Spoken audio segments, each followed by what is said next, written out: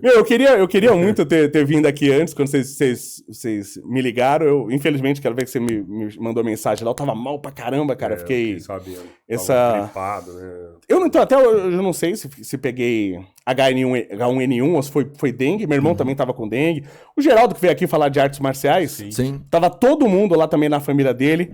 Eu toda semana, um aluno faltando por causa de dengue. Eu nunca... Impressão que a gente tá ficando doente, assim, com uma frequência maior, assim, sabe? Aí é isso que eu quero morrer, tá? Porque parece que é uma culpa nossa, né? Parece que é uma culpa nossa. Mas não é culpa nossa, não. É proposital essa porra. Assim. Então, vamos lá. Então, vamos, já que você puxou esse assunto aí, vamos brincar um pouquinho de aprender método científico, tá? Vamos analisar a situação, tá? E ver algumas coisas. Eu nunca vi na minha vida tanta gente com dengue igual eu tô vendo agora. Nunca vi na minha vida. E durante a pandemia, eu acho que os mosquitos entraram de férias. Porque ninguém teve dengue. Ninguém teve. 3 anos, ninguém teve dengue. Né? E agora todo mundo com dengue, morrendo gente pra caramba e tal. Eu vou arredondar algumas contas, eu não consigo fazer as contas de cabeça, tá? Uhum. Então, pelo amor de Deus, não vai ser preciso. Então a gente tem, uns 200 milhões de pessoas num universo de 8 bilhões, que é o que eu tenho no planeta. Certo. Então a gente tem mais ou menos 2,5% da população mundial, certo? Arredondando. Deve ser um pouquinho mais, claro, 2,5% a 3%, mas vamos arredondar. 2,5% da população mundial. Se eu tenho 2,5% da população mundial, quanto que eu deveria ter de porcentagem dos casos de dengue no mundo? 2,5%. É um bom pensamento. Não tá certo, mas é um bom pensamento. Mas podemos usar isso aí. Mas vamos trabalhar metodologia científica, né? Método científico, pensamento científico. Só que eu não posso usar esse número. Parece razoável, né? Parece razoável. Se a gente tem 2,5% da população mundial, a gente deveria ter 2,5% dos casos de dengue. Eu não posso usar isso, porque eu nem posso responder, porque essa resposta não é direta. Eu tenho que entender outra coisa antes para responder isso. Eu tenho que entender como que acontece a transmissão dessa doença. Né? Para eu entender se o Brasil ele tem que estar acima da média ou abaixo da média em casos de dengue. Então, por exemplo, vamos pegar o Covid. Como que o Covid ele se transmitia? De pessoa para pessoa, certo? Diretamente de pessoa para pessoa. Então, a gente tem que estudar fatores, por exemplo, socioeconômicos, fatores culturais, que vão ajudar ou atrapalhar isso. Então, fatores, por exemplo, socioeconômicos. Países como Inglaterra, como Japão, tá? Inglaterra, Japão. Que você tem uma densidade demográfica muito grande. Você tem muitas pessoas no mesmo lugar. Você tem muito metrô, que é sempre lotado. Você imagina que vai ter mais Covid nesses países. Sim. Né? Aí, tudo bem. Será que é isso que influencia mais? Não sei. Vamos analisar outros fatores. Já que é o contato, que até hoje não se sabe direito como é que se transmite isso, mas já que é o contato entre pessoas, então vamos analisar questões culturais. Países onde as pessoas têm mais contato, onde elas se abraçam mais, se beijam mais, deve transmitir mais. Então, um país como a Itália deve transmitir muito a Covid. E a gente vê que na Itália foi um caos, o Covid. Mais do que na Inglaterra e no Japão. Sim. Então a gente vê que esses fenômenos culturais são mais importantes do que os socioeconômicos. Exato. Né? E aí, é só pra gente aprender um pouquinho lógico, são um monte de coisa que influencia. Mas vamos pra questão da dengue, tá? A dengue não é transmitido pessoa para pessoa. Precisa de um vetor, não dá para transmitir para você. Precisa ter um pernilongo, precisa ter um mosquito para transmitir isso aí, tá? Então, eu imagino que quanto mais mosquitos, mais transmissão.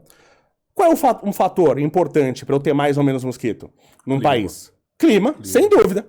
Então, eu imagino que entre os trópicos, entre o trópico de Câncer e de Capricórnio, né? Eu imagino que entre os trópicos, a gente vai ter mais dengue, certo? Porque tem mais mosquito. Legal, esse é um bom raciocínio. Então vamos pegar os trópicos. Vamos pegar só os países dos trópicos. Nos trópicos, em trópico de Câncer e Capricórnio, eu devo ter, chutando assim, 30% a 40% da população mundial. Tô chutando, não sei. Mas não deve ser muito mais nem muito menos que isso. Devo ter 30% a 40% da população mundial. Então, pegando o meu universo de 8 bilhões, pegando só 30% a 40% da população mundial, então só em relação aos trópicos, o Brasil vai ter, calculando rápido, sei lá, uns 7,5%. Uns 7,5% da população entre os trópicos. Então, aí eu já começo a ter um número legal. Eu falei, 7,5% então dos casos de Covid no mundo, do caso de dengue no mundo é aceitável. Tá? 7,5%. Só que o dengue isso não tem só nos trópicos. Então tenho que usar em relação também a outros países. Então, dos 2,5% que eu peguei a princípio, para os 7,5% calculando só os trópicos, vamos jogar para uns 5%, mas aí você tem outras questões, que aqui você tem uma pobreza, o pessoal acumula água e tal. Vamos voltar para os 7,5%. 7,5%, tá? A gente fala isso que isso é um número de engenharia. O que é o número de engenharia? O número de engenharia, às vezes, tem que fazer um cálculo rápido, sem levar em questão todos os fatores, que a gente não tem certeza, que é 7,5%, mas eu sei que não é 1 e eu sei que não é 20. Eu sei que tá por ali. Tá? Esse é um número de engenharia, um número bem pensado. Então, a gente deveria ter, né, por essa nossa metodologia científica rápida que a gente fez, a gente deveria ter, eu acho legal que ele gosta, a gente deveria ter uns 7,5% dos casos de dengue no mundo. Que quantidade acima disso, para vocês, seria assim inaceitável? Falar, não, peraí, nosso governo é uma droga, tá tudo errado, porque era pra gente ter 7,5% dos casos de dengue do mundo, a gente tem tanto. Que valor para vocês seria inaceitável? Teria que ser, falando de saúde, era quase 0,1 já teria que ser, porque é saúde. Mas falando em realidade, talvez 20% já é muito agressivo. 20% é inaceitável. É muito agressivo. É muita gente. É muito absurdo, agressivo. Né? Porque... Cara, 20% sabe de gente a Se mais. você chutar o número que é o valor que ele vai falar pra você, você vai desacreditar, meu irmão. Que ele já deve ter visto que eu publiquei não, isso. Mas quando eu falo de 20%, você tem que inaceitável, pensar concordo. que é muito forte. É muita gente. Eu tô falando um número que realmente é muito alto. Era pra você falar ter assim, 7,5%, você ter 20%, você já tem que ter impeachment do presidente. Porque isso é inaceitável. Se o cara me falasse 40%, eu ia falar impossível. Não, 40% é impossível. Não, aí não dá. Aí não 40 já é impossível. 40 é impossível. Já tem que ser impossível. 40% dos casos de dengue do mundo é impossível. Dá. Tá, dado da ONU, publicado pela ONU, o Brasil tem 82% dos casos de dengue do mundo. Não. 82%. Impeachment seria 20%. 82% pra mim seria a forca do presidente. 80% é impossível. Isso é além do impossível. Mano. O impossível seria 40% pra mim. Agora é o seguinte, não tem influenciador bravo, não tem artista bravo. Anitta sumiu, a Marquezine falava tanto de desmatamento, hoje ela tava mostrando outra área desmatada aí na internet, não sei se vocês viram, né? Ninguém tá mais revoltado, não tem contador de mortes na Globo. Agora não tem problema, agora a gente pode bater o recorde absoluto que a gente bateu de queimada do Pantanal. Essa imbecil, que desculpa vocês viram o Lula falando hoje? Não, porque o Haddad ele é um ótimo ministro da defesa. Ele nem sabe de onde o cara é ministro. Por quê? Tem como eu confundir e falar, o Paulo Guedes é um ótimo ministro da defesa? Não tem como o Paulo Guedes ser ministro de outra coisa, a não ser da economia, né? Da fazenda, não tem como ser. Né? Então não tem como se eu pego, sei lá, um médico lá e falo, esse cara é o ministro da saúde. Agora, por que ele confunde? Porque não existe meritocracia. Não é assim, esse cara vai fazer um bom trabalho aqui, esse cara vai fazer um bom trabalho aqui, esse cara... Me fala um ministro do Lula que é competente pro cargo que ele ocupa. Me fala um. É só assim, esse meu amigo eu ponho aqui, esse meu amigo eu ponho, esse meu aliado eu ponho aqui e tal.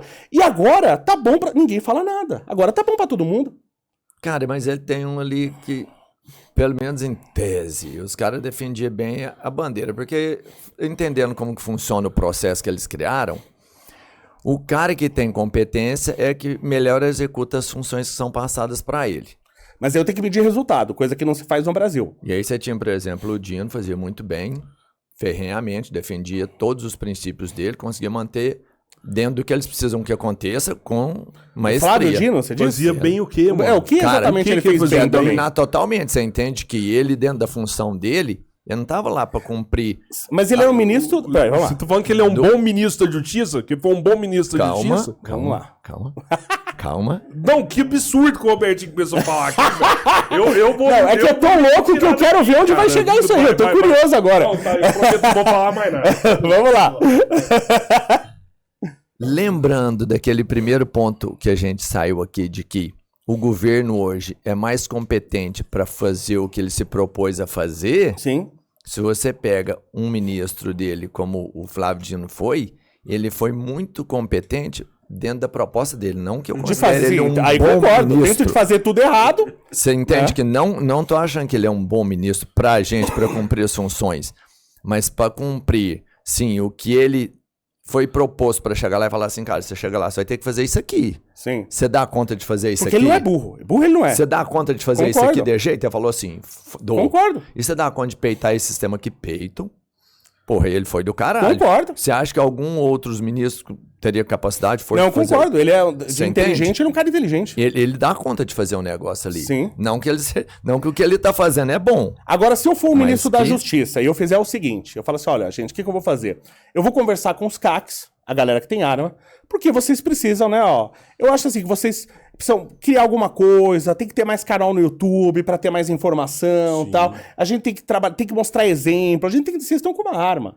É uma ferramenta poderosa, uma arma, como um carro. É uma ferramenta poderosa. Então vocês têm que trabalhar bem com essa arma. Então imagina que eu, como ministro da Justiça, eu me proponho a conversar com os CACs e eu me proponho a tirar as armas dos bandidos. Você acha que eu tô fazendo bem? Acredito que sim. Eu também acho. Acredito que sim. Ele foi lá conversar com os bandidos e foi tirar as armas dos CAC. Ele fez o contrário. Porra! Você tá de sacanagem comigo. Entendeu? Então dentro né, você fala assim, pô, o Hitler foi eficiente, ele queria matar judeu, aí legal, foi ótimo, foi eficiente. Mas, pô, você não tem que fazer isso. Né? Você viu que agora no governo dele, pra você fazer o tiro lúdico, né, que é aquele tiro que você vai pro stand de tiro ali, aprende a manusear uma arma, vê o funcionamento dela, tudo, né? E decide se você quer ter ou não uma arma, se você quer ou não virar um CAC, né? É dentro desse tiro lúdico que você faz dentro do stand. Hoje, pra você fazer o tiro lúdico, você tem que ter a habilitação, a carteirinha de CAC, senão você não pode fazer. Não, o legal é o seguinte, essa coisa é tão inteligente, é como assim, ó, pra você treinar pra tirar a habilitação de carro, você tem que ter a habilitação de carro. Isso me lembra, numa empresa que eu tava, às vezes você perdia o e-mail, a senha do seu e-mail na empresa. Porque lá você tinha que fazer uns e-mail absurdo, né? Então aí você até quebrava a segurança, porque você tinha que anotar a senha, você não ia lembrar nunca, tinha que mudar a cada 2 semanas, parecia a NASA, né? Aí às vezes você perdia a senha do e-mail. Aí você ligava pro...